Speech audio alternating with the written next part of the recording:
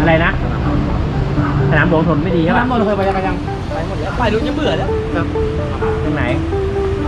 มันจะหมดแล้วที่ครูต้องไปประชุมเนี่ยพวกกูคิดไม่ออก มาผ่านแล้วพุ่งมา